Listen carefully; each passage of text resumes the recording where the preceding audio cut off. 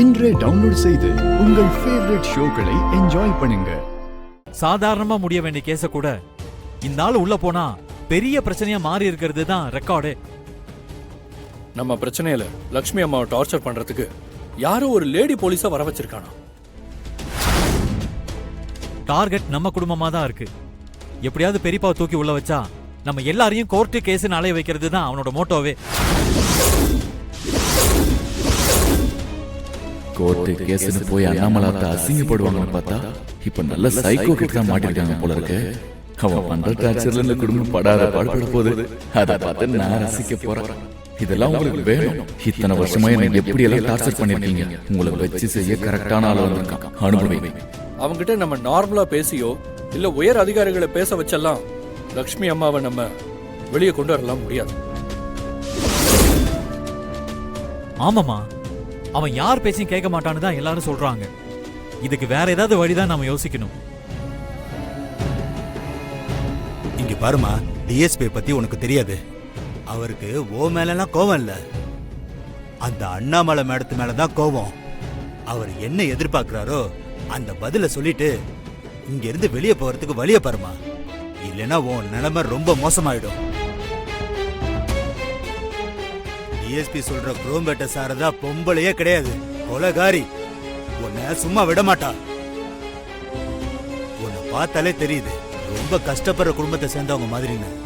DSP சொல்ற மாதிரி யார் குடும்பத்தையும் காப்பாத்த நீ உன் நிலைமைய மோசமாக்கிக்காத. உன்னால இந்த கொடுமையெல்லாம் தாங்கிக்கவே முடியாது. உண்மை என்னன்னு சொல்லிடுறியா? சொல்லு. அண்ணாமலை குடும்பத்துக்கும் அதுக்கும் எந்த சம்பந்தமும் இல்ல. இதுக்கு மேல உன்னை காப்பாத்த என்னால முடியாதுமா. வரத அனுபவி. என்ன நடந்தாலும் சரி, என் உயிரே போனாலும் சரி, அண்ணாமலைக்கு எதிராக நான் எதுவும் சொல்ல மாட்டேன்.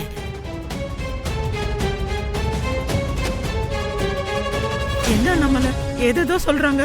அந்த ஆள் முரட்டுத்தனமா நடந்துக்கிறாருன்னு பார்த்தா அவர் சரியான மிருகமா இருப்பாரு போல இருக்கே.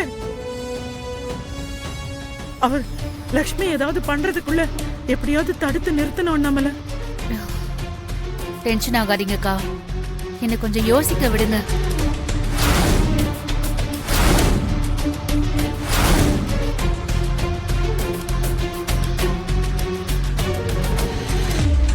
வருண், முதல்ல இந்த பிரச்சனைக்கெல்லாம் காரணம் அந்த சிலை இந்த வீட்டுக்குள்ள எப்படி வந்துச்சுன்னு தெரிஞ்சு ஆகணும்.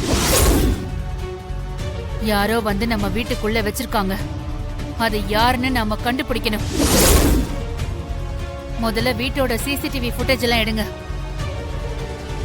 முதல்ல யாரு சிலையை கொண்டு வந்தாங்கன்னு கண்டுபிடிச்சிட்டு அதுக்கப்புறமா அந்த துரைய எப்படி டீல் பண்ணணுமோ அப்படி டீல் பண்ணிக்கலாம். ஐயோ, சிசிடிவி பார்த்தா நாம மாட்டிக்குவோமே. ஏதாவது பண்ணணும். அத்தை, நான் யாருன்னு பார்த்து போய் சிசிடிவி ஃபுட்டேஜ் செக் பண்ணி எடுத்துட்டு வரேன். இப்பதான் வருண் கௌதம் அலைஞ்சிட்டு வந்திருக்காங்க. நானே போய் அந்த ஃபுட்டேஜ் எடுத்துட்டு வரேன்.